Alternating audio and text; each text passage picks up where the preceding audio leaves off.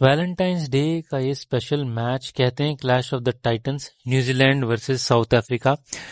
बहुत ही कड़ा मुकाबला होने वाला है। यहाँ पे फूल की जगह पे चौके और छक्कों के अंगारे बरसने वाले इस मैच में।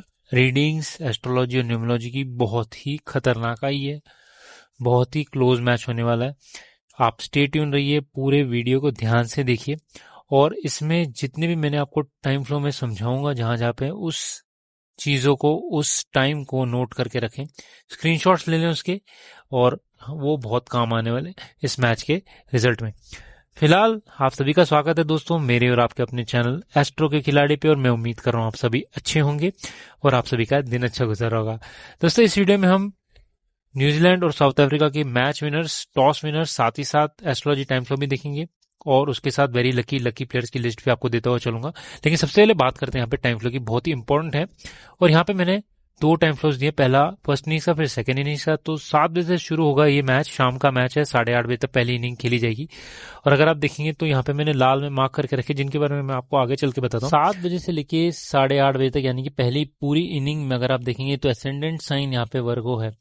वर्गो जो होता है वो आपको बैटिंग में शुरुआती में अच्छे रन भी बनाते हुए दिखाई देगा और बहुत इजी बैटिंग देगा, लेकिन बाद में ये उतना ही मुश्किल होता जाएगा जैसे जैसे मैच आगे बढ़ता जाएगा। यानी कि पहली इनिंग में आप 7 बजे से लेके शुरुआत जब करते हैं तो बहुत ही बढ़िया बैटिंग देखें, लगभग 8:10 तक अगर आप देखेंगे तो थ्रू आउट बैटिंग है, यानी कि लगभग 13-14 ओवर तक बिल्कुल फ्लैट बैटिंग है।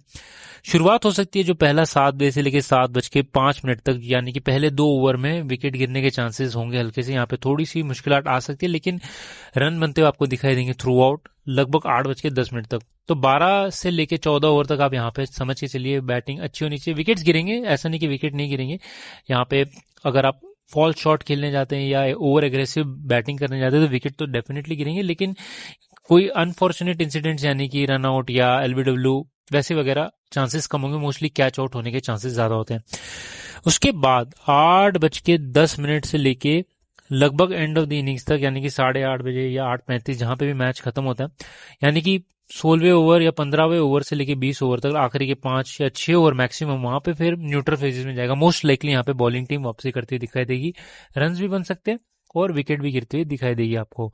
तो ओवरऑल फर्स्ट इनिंग्स में काफी अच्छा फ्लो है देखा जाए तो। इनिशियल पहले 2 ओवर में हो सकता है विकेट गिरने के चांसेस हो, लेकिन उसके बाद थर्ड ओवर से लेके लगभग 14th ओवर तक वहां पे बिल्कुल अच्छी बैटिंग होनी चाहिए।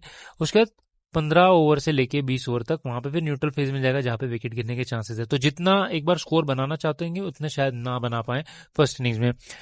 अब बात करते हैं सेकंड इनिंग्स की। सेकंड इनिंग्स में फ्लो थोड़ा सा डिफिकल्ट दिख रहा है। यहाँ पे अगर आप देखेंगे 8:50 से लेके लगभग 10:30 या 10:35 तक ये मैच चलता है। शुरुआत अगर आप देखेंगे 8:50 से लेके लगभग 9:50 तक, यहाँ पे बॉलिंग एकदम धमाकेदार होने वाली है और काफी मुश्किल में डाल सकते हैं जो भी टीम यहाँ सेकंड बैट कर रही हो।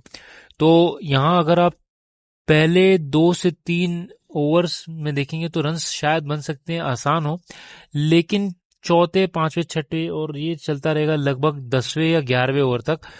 टोटल जहां पे मैंने रेड में मार्क किए हुए हैं लगभग 9:20 से लेके 9:45, ये तो बहुत ही डेंजर जोन है, इस वजह से मैंने लाल में मार्क किया। लेकिन बॉलिंग जो होगी आपकी वो 9:05 से लेके 9:45 तक बहुत ही खतरनाक होने वाली है। यहाँ पे विकेट गिरने के भी चांसेस है, रन भी बनाने थोड़े मुश्किल पड़ जाएंगे, तो थोड़ा डिफिकल्ट हो जाएगा। अगर बैटिंग विकेट मिलती है यहाँ पे तो हो सकता है शायद थोड़े रन बनाने आसान हो, लेकिन फिर भी यहाँ पे विकेट काफी आसानी से गिरते हुए दिखाई देंगे।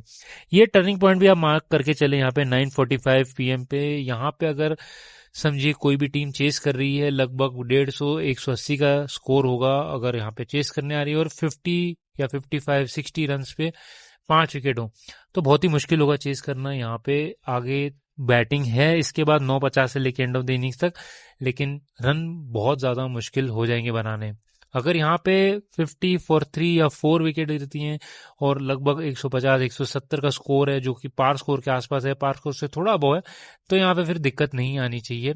बहुत इंपॉर्टेंट फेज है ये 9:45 तक, ध्यान देना यहाँ पे कितने विकेट गिरते हैं। यहाँ पे अगर विकेट्स कम गिरते हैं तो आसान हो जाएगा टारगेट बनाना, और यहाँ पे विकेट ज्यादा गिरते हैं तो फिर मुश्किल हो जाएगा।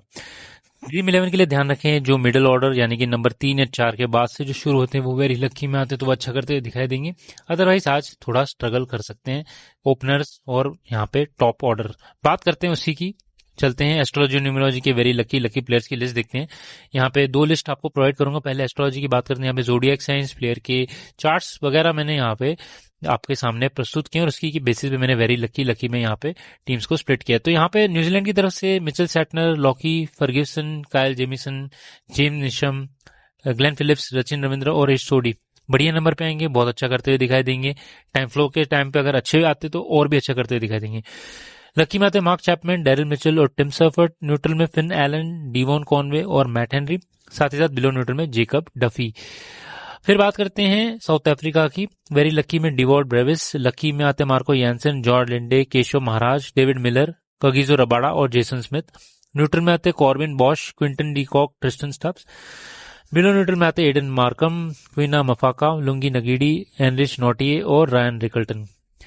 अब यहाँ पे हम देखते हैं दोनों केसेस। बात करते हैं वेरी लकी में दोनों टीम्स के जो प्लेयर है बहुत ही बढ़िया करते हुए दिखाई देंगे। न्यूट्रल वाले ठीक ठाक और बिलो न्यूट्रल वाले आप आज अवॉइड कर सकते हैं। एस्ट्रोलॉजी वाइज इनकी प्लानिटरी पोजीशन सही नहीं है। अब बात करते हैं न्यूमेरोलॉजी की। यहाँ पे मैंने numbers, life path, age, running age और इनके डेट ऑफ बर्थ ये सारी चीजें यूज की हुई है। सबसे पहले बात करते हैं न्यूजीलैंड टीम की। तो mark Chapman, Glenn Phillips very lucky में आते हैं, बहुत ही बढ़िया नंबर्स में हैं। लकी में आते हैं Matt Henry, Tim Seifert, Kyle Jamieson. Neutral में लॉकी फर्ग्यूसन, सचिन रविंद्र, इश सोडी और डैरिल मिचेल। वहीं पे बिलो न्यूट्रल में Mitchell Santner, Finn Allen, Devon Conway, Jacob Duffy और जेम्स नीशन।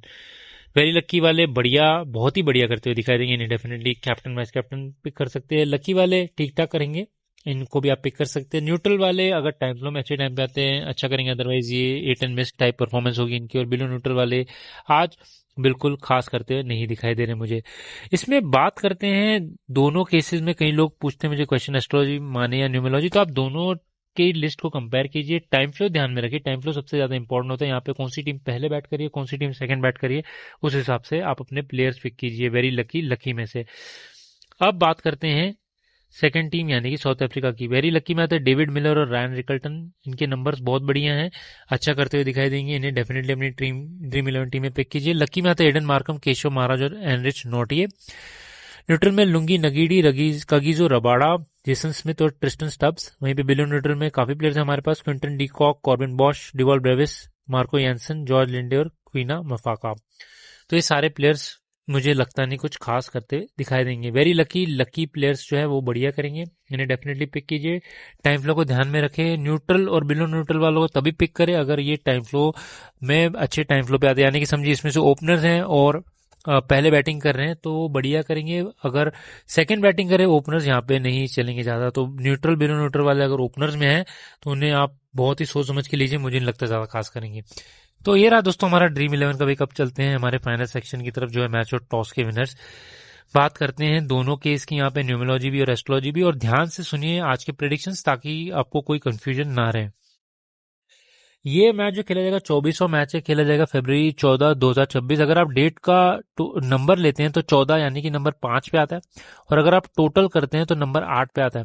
तो नंबर 5 जो है वो आपके साउथ अफ्रीका को बहुत अच्छा सपोर्ट करती है। साउथ अफ्रीका का जो टोटल आता है वो नंबर 5 पे आता है, बहुत ही बढ़िया नंबर पे आता है। और नंबर 8 जो है वो दोनों ही टीम में से किसी को भी सपोर्ट नहीं करती। हालांकि न्यूजीलैंड काला कपड़ा पहनती है, जो शनि का कपड़ा, शनि का नंबर भी होता है, और शनिवार को भी मैच होता है तो सपोर्ट उनको करती है। अदरवाइज ब्लैक को मैं इतना सपोर्ट नहीं करता। पिछले दोनों मैच जो न्यूजीलैंड खेली है, या पिछला मैच जो खेली है, उसमें भी वो सैटरडे और 8 नंबर के दिन पे खेली है।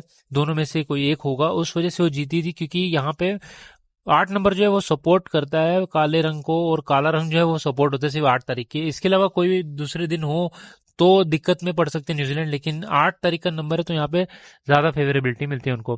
दूसरी चीज ये कि 5 नंबर का मैच है तो साउथ अफ्रीका को भी अच्छी यहाँ पे सपोर्ट मिलेगी नंबर 5 की वजह से। साथ ही साथ उन्होंने येलो रंग के कपड़े भी पहनना शुरू किया है, जो उनकी जर्सी में भी झलकाता है, तो अच्छा परफॉर्मेंस करेंगे।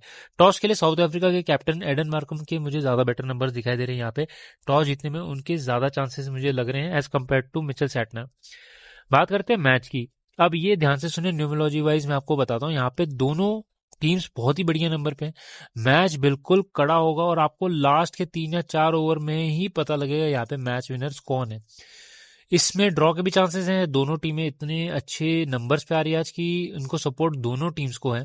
हालांकि मुझे ऐसा लगता है कहीं पे न्यूजीलैंड की टीम हल्का सा मैच को घसीट के ले जाएगी हारी हुई सिचुएशन से भी, या हो सकता है सिचुएशन सही भी हो, मैच न्यूजीलैंड के पड़ने में ज्यादा दिखाई दे रहा है as compare to South Africa. South Africa एक टाइम पे अच्छे सिचुएशन से होके भी मैच को यहाँ पे गंवा सकती है, ऐसे कुछ आसार मुझे दिखाई दे रहे हैं।